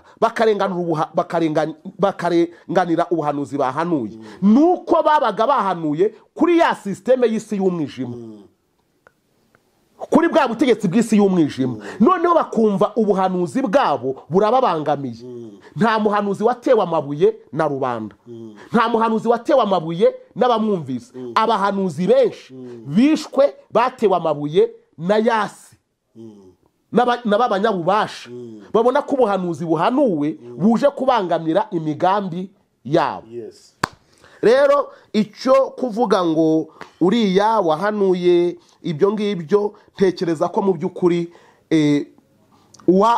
wasesengura agasesengura muri bwa buryo twavuze tugahera ku ijambo tukajya ku mwuka tukajya ku mbuto tukajya mu mpamvu y'ubuhanuzi biroroha kumenya ngo yahanuriye mu yihese hari n'ubuhanuzi bwatumwe kuri kubazayo ni mwarabwumvishe twarabwumvise abakristo barabwakiriye njyewe nahise menya isi bwahanuriwemo nahise menya isi bwahanuriwemo icyo nzi cyo nuko atari isi y'ijuru ntabwo ari isi iriho intebe y'imbabazi z'Imana kuko iyo usomye Luka igice cyaho cya 16 batubwira ukuntu abanyabyaha baje basanga Yesu ngo baze kuza basanga Yesu ngo abafarisayo n'abanditsi ngo babazwa nuko Yesu yasangiye n'iki ngo n'abanyabyaha ngo ariko bacira umugani arababwira ngo umuntu umwe iyo yihannye umunyabyaha umwe ngo kugira ngo umunyabyaha umwe yihane ngo Imana ngo yasiga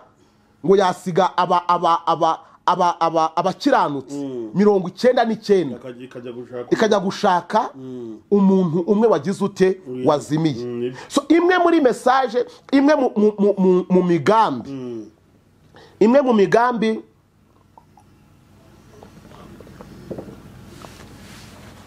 y'ubuhanuzi bwaturutse mu ijuru rya kabiri mu isi y'umwijima ni ubuhanuzi butuma bunatesha agaciro bunatesha agaciro abakozi b'iki b'Imana kuko hari ikintu nigeze kukubwira umugambi wabikora ubibarege umugambi wabikore ubibarege ucurirwa mu isi mu isi ya kangahe ya kabiri nuvuga ngo niba imbabazi z'Imana zibaho niba Imana ikunda abari mu isi cyane bigatuma itanga umwana wayo w'ikinege kugira ngo umwizera wese atarimbuka ahubwo ahabwe ubugingo buhoraho hakaba hari ibihumbi birenga 100 bimaze imyaka 20 biteranira ahantu umuntu akavuga yuko Imana itabizi iyo Mana ntibaho ni ya Mana itamenya b'Imana yego ubundi abo mu isi ya kabiri abo mu ijuru rya kabiri ntibamenya abana b'Imana kuba rero bavuga yuko abo muri Zayoni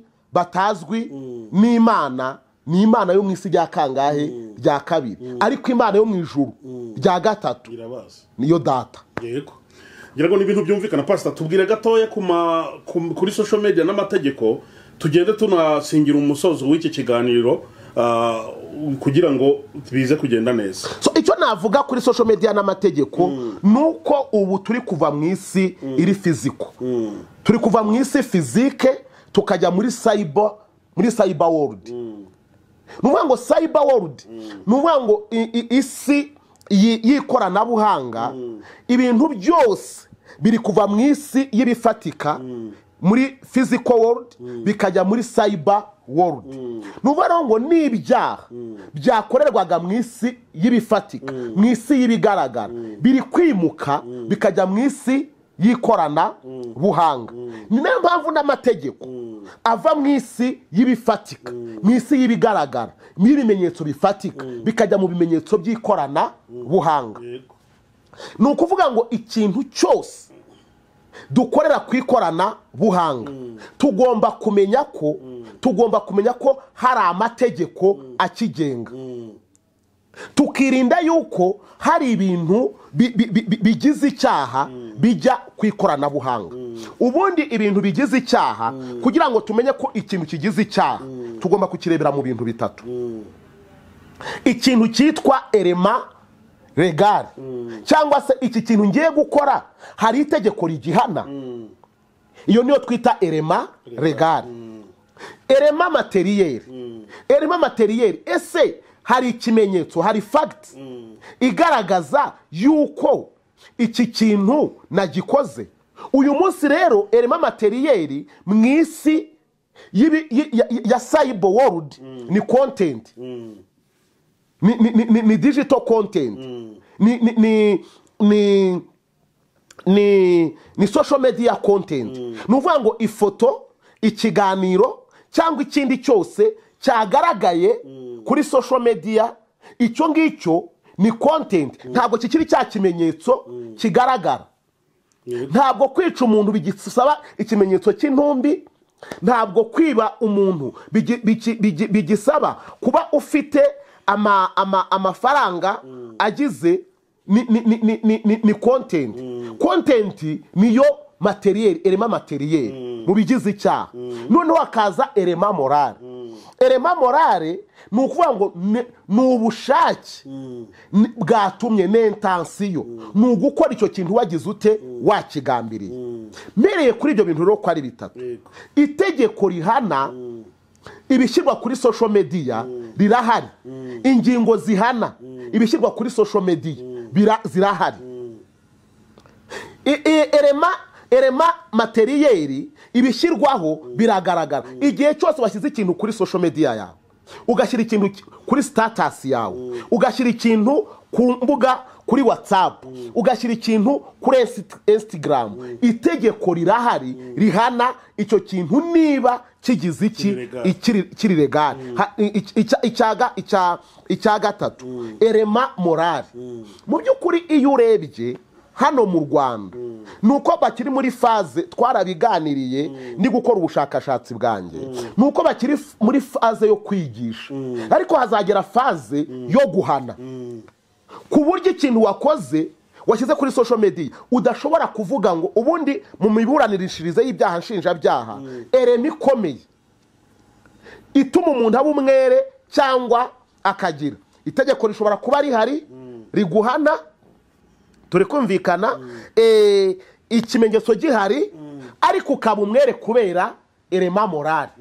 Kuri social media rero ntabwo ushobora gutsindisha elema morale ngo bishoboke, kuko ntushobora kumbwira ngo wafashe telefone, ufata amashusho uri kwiba, ufata amashusho uri gusambana, ufata amashusho uri kwica umuntu, ufata amashusho uri gutukana, ufata amashusho uri kuroga, noneho ya mashusho uragenda urayeditinga, umaze kuyeditinga urayaprodinga, umaze kuyaprodinga urayasharinga, ngo uvuge ngo nta elema, nta intention yari igize ute, yari irimo. Biragoye.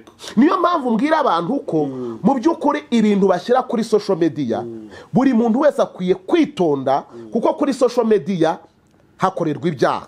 Ibintu bijyaho umuntu wese najya muri cya cyanditswe cyo muri Zaburi ya 50 ngo ibyo urabikora nka kwihorera, ngo ukibwira yuko mpanywe nawe rwose, ngo ari ku munsi umwe nzaguhana, ngo uko bikurikirana, ngo n'igihe wagize ute wabikoreye. Noneho iyo urebye rero tugiye mu busesenguzi dusanga n'iki gituma abantu benshi bashyira ibintu kuri social media, kuri toxic content, illegal content, criminal content kuri social media.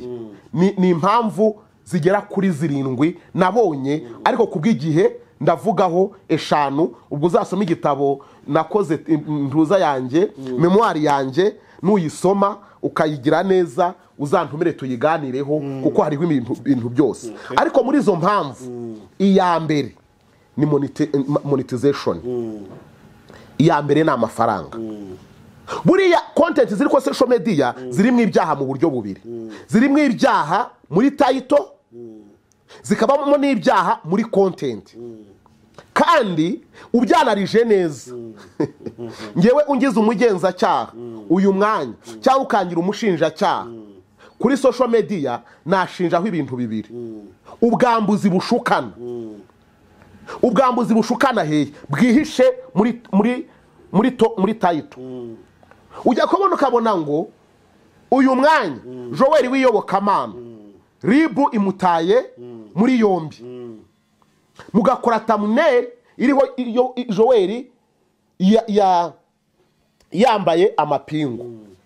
Ingingo y'itegeko rihana icyaha cy'ubushukanyi, cy'ubwambuzi bushukana, iravuga ngo kwizeza umuntu ikintu cyangwa kumutera ubwoba, kwizeza umuntu ikintu azabona cyangwa kumutera ubwoba kugira ngo aguhe iki, wigarurira ibyo, aguha amafaranga, aguha iki, ariko ukabikora wamwijeje ikintu cyiza azabona cyangwa wamuteye ubwoba.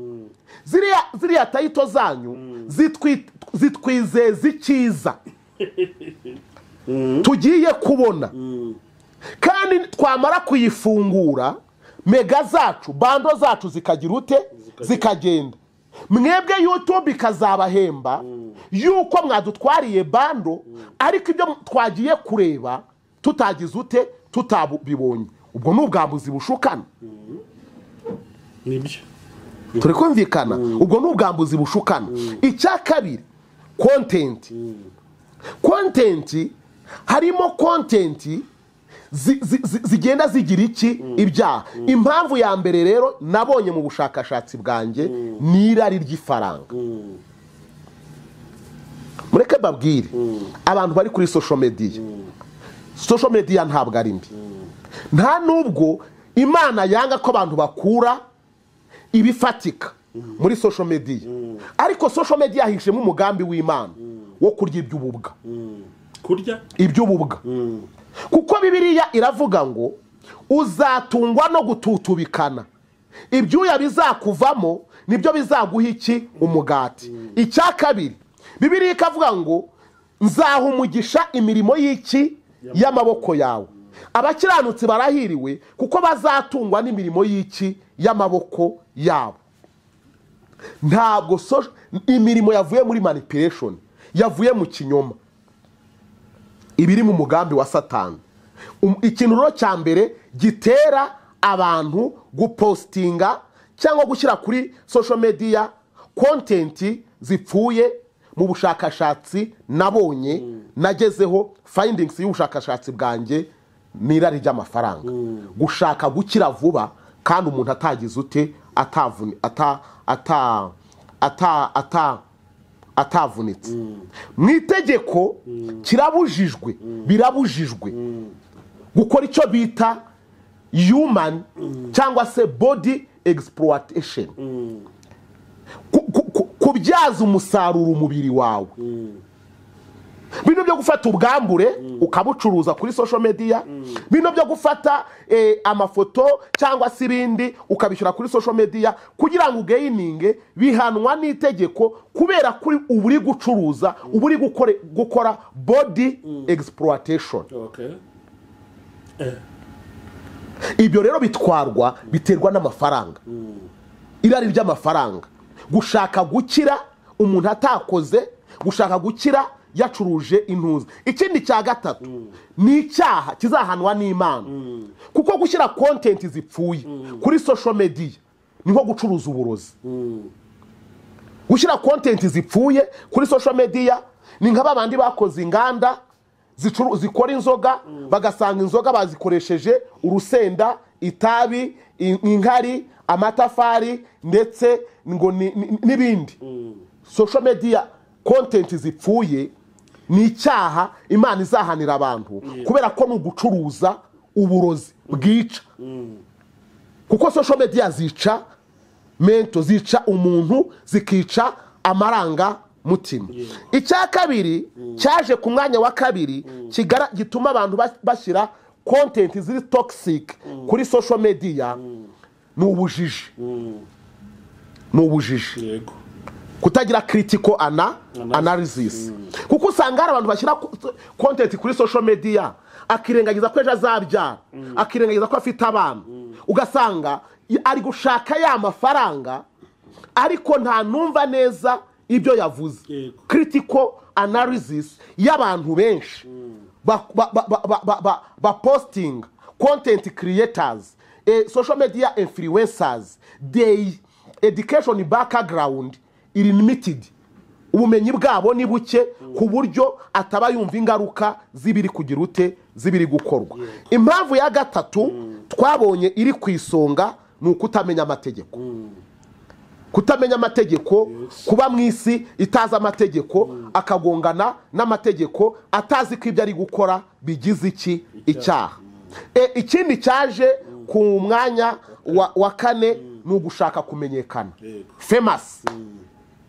Akavuga ati ngewe nimvuga yuko dogiteri yambenze nkajya no mu rukiko nkarega yuko bandambagije bakambenga, ubwo ndagira nimfata ifoto ya runaka nkagenda nkaryamana nayo kavuga ko urukundo rwanyishe, abamukunda bose bazareba yantuza. Famous, gushaka kumenyekana, nabyo biri mu bintu bituma abantu bakora ibyaha kuri social media. Icya gatanu wenda aricyo nanasorezaho, ikintu cyitwa imyemerere.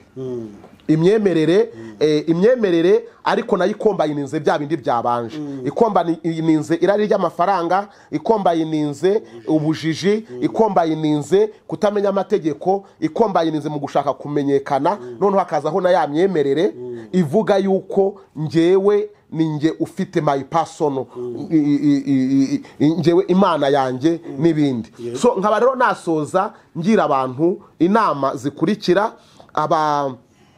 Baba bahanuzi bakorera kuri social media, yaba bavuga butumwa bakorera kuri social media, icyambere ni ukumenya isi bahanuriramo, isi bavugiramo ubutumwa, ndetse n'umwuka bakorana nawo n'Imana iba yababwiye. Noneho ku bantu bakoresha imbuga nkoranyambaga muri rusange, yaba content creators, yaba social media influencers, yaba aba consumers, content consumers, ababikurikirana bakamenya ko bigira ingaruka mu buryo bw'imibereho ya buri munsi, uburyo bw'ejo hazaza, ndetse no mu buryo bw'iki bw'amategeko. Mu buryo bw'imibereho, uyu mwana washyizwe ku mbuga nkoranyambaga ariho asambana kugira ngo abone famous, ariho arakora imibonano mpuzabitsina, ejo azabyara. Kandi social media za content izazibika. Uyu munsi aragayininga amafaranga yisha abana banjye, ariko nawe ya mafaranga yabonye abana be bazagira ute? Bazapfa. So aho ngaho bagomba kumenya yuko kugira indi nama ni ugukunda mu by'ukuri, ni ukugira ubunyangamugayo. Ikintu cyose akoze akagikorera mu bunyangamugayo. Icya gatatu ni ugukunda igihugu. kuriya muri social media twazavuga mu bundi buryo bw'amategeko n'ibindi uburyo ibintu dutangaza kuri social media ntabwo nabivuze ngo mvuge ingaruka zabyo byinshi sinazigezeho ariko buriya aho isi iri kwerekeza ibihugu byo hanze ibindi bihugu aho kugira ngo bishore amafaranga menshi mu gukoresha bamaneko baturutse mu bihugu byabo mu gusipayinga bazajya kujya bakoresha social medias. Iyo umuntu aje agakamera ahantu hari umwanda, hagakamera ahantu abantu bari kwicana, agakamera ahantu abantu bari mu myigaragambyo, agakamera ahantu abantu bari kugira gute, agafata ya jambo ryavuzwe n'umuyobozi mukuru cyangwa undi akaricamo akarikira kuri social media. Yes, uremfiriwensinga ariko unagambaniye, uriho urangiriza n'igihugu, kuko abashaka kurwanya igihugu, abashaka kuvuga nabi igihugu, abashaka kuvuga nabi itorero ryawe bazakoresha ya mafoto, bakoreshe za video. Niyo mpamvu iyo usomye nakuyirebye intuza dressing cyangwa se ijambo bita John Kennedy. Kennedy yari perezida wa Amerika, yadressinze aha ntuza abanyamakuru ryo muri 1964 ngira ngo ku itariki ya 27 z'ukwezi kwa 4 2020 yarababwiye ngo murafasha umwanzi mutabizi. Iyo mufata ibintu byakorewe muri presidence, iyo mufata ibintu biri mu nzego z'iperereza, iyo mufata ibintu biri vi privé z'igihugu mukabishyira mu itangazamakuru, muba mworohereza umwanzi kutumenya no kuturwanya mu buryo mutagize ute mudasobanukiwe. So izi rero social media umuntu wese akwiye kuzikoresha ariko yumva ko zigira ingaruka mu buryo butandukanye. So nkaba natanga inama rero yuko mu buryo yaba mu mwuka, yaba mu buzima busanzwe, yaba mu mibereho, dukwiye gukora ibintu biteza ubwami bw'Imana imbere kandi bwubaka igihugu, umuryango n'itorero. Imana ibaha umugisha. Ngira ngo bakunze Iyobokamana TV, iyi ni inyigisho ikomeye irimo amasomo akomeye kandi yafasha buri muntu wese, yaba abakoresha social media ndetse n'abazireba, abahabwa ubuhanuzi n'abahanurirwa. Yatwigishije ibintu byinshi. Pastor, reka tugushimire rero ko waduhaye umwanya ukatuganiriza. Imana iguhereze umugisha cyane. Ushaka nimero zawe turazandika ku kiganiro ko wanazitanga nta kibazo. So inomero zanjye ni 078 20 85 karindwi gatandatu rimwe, 078 20 85 karindwi gatandatu rimwe. Reka rero dusenge. Data wa twese uri mu ijuru, izina ryawe niryubahwe. Tugushimiye yuko wabanye natwe, turasenze kugira ngo uturinde imbaraga zose z'umwijima, imbaraga z'isi z'umwijima, nkuko Paulo yabivuze mu Befeso igice cyaho cya 6, uduhe kwambara intwaro zose z'Imana kugira ngo tubeho tudatsinzwe n'uburiganya bwa Satani. Uburiganya bwa Satani buri gukorera kuri izi social media, uduhe kubutsinda, uduhe kugirirwa neza nawe, uduhe gukorana nawe Mwami Imana yacu, kugira ngo abakorera kuri izi mbuga nkoranyambaga, ari abahanura, ari begisha ijambo ryawe, ari abahanzi bitwa ko bari guhanga muri gospel, ubahe gusobanukirwa imyuka ndetse n'ijuru bakwiye gukoreramo, ubahe umwuka ubakonekta ku ijuru ry'Imana, ku buturo bw'Imana. Abashyira content kuri social media ubahe gukunda igihugu no kugira ubunyangamugayo no kugira Mwami Imana yacu uburyo bwo screeninga neza content bagiye kuduha, kuko ijambo ryawe riratubwira ngo irari ry'ifaranga niwo muzi w'ikibi cyose. Urakoze kuko umwuka wawe wera agiye gusobanurira buri muntu wese wumvisha iki kiganiro uburyo n'ubushobozi bwo kugikora, bwo kubaho neza mu izina rya Yesu. Amen.